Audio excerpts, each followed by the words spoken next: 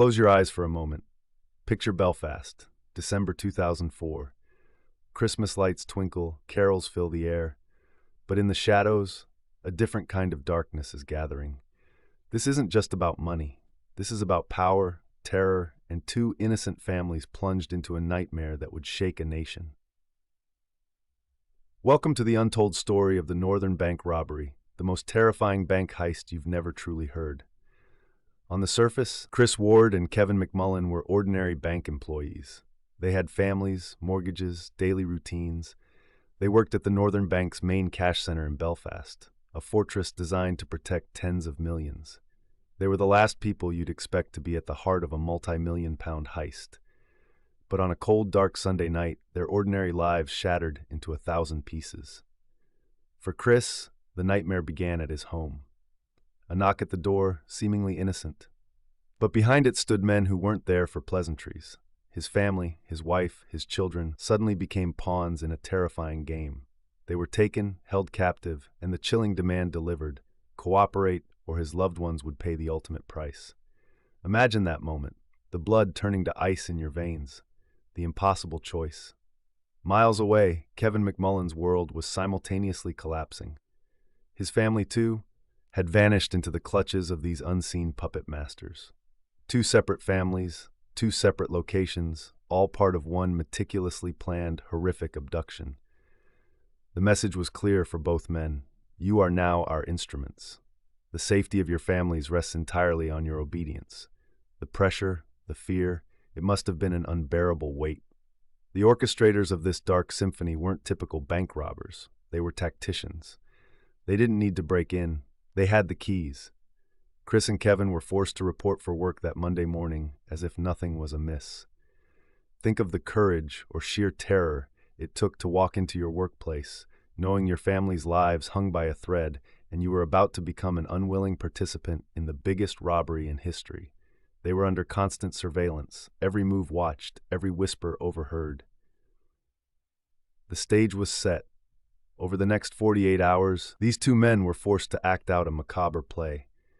The Northern Bank's highly secure cash center, a labyrinth of vaults and security systems, became their cage. They were commanded to go about their normal duties, blending in while secretly preparing for the main act. The tension in that bank, for Chris and Kevin, must have been suffocating. Every interaction with a colleague, every glance, a potential slip-up that could cost everything.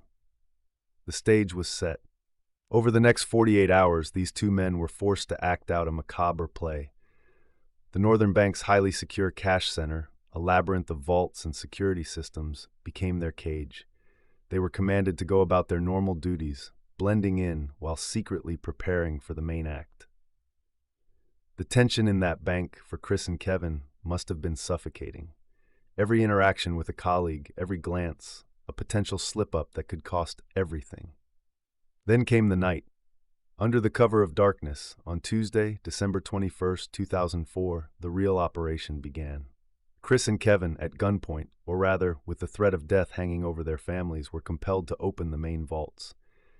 Picture it: vast rooms, stacked high with bundles of cash, millions of pounds, the lifeblood of the economy, suddenly laid bare.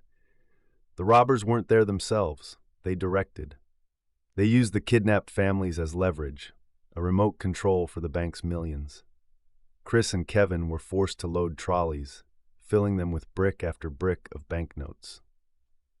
5-pound notes, 10-pound notes, 20-pound notes, 50-pound notes, an unimaginable sum of money being transferred from the bank's secure vaults into waiting vehicles. It was a perfectly executed, bloodless, yet utterly brutal extraction of wealth.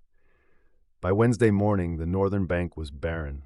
An estimated £26.5 million, a staggering amount, had vanished without a trace. The sheer scale of the theft sent shockwaves not just through Belfast, but across the entire United Kingdom and Ireland. How could such a thing happen? No forced entry, no alarms raised, just two employees showing up for work, seemingly normal, until the money was gone. The immediate aftermath was chaos. The police investigation launched was immense, unprecedented in Northern Ireland. Fingers were quickly pointed. Given the political landscape at the time, suspicion immediately fell on paramilitary organizations, specifically the Provisional IRA. The robbery threatened to derail the fragile peace process, igniting a political firestorm that reached the highest levels of government. The authorities faced an impossible task. No typical leads, only two terrified individuals, Chris Ward and Kevin McMullen, who were now caught in an unimaginable predicament. Were they victims or accomplices? Their homes raided, their lives put under a microscope. They endured intense questioning, their every move scrutinized. The justice system, designed to protect, now saw them through a lens of suspicion, adding another layer of torment to their already traumatic ordeal. The Northern Bank Robbery remains one of the most intriguing and debated heists in history. While many believe it was carried out by the Provisional IRA, no one has ever been convicted.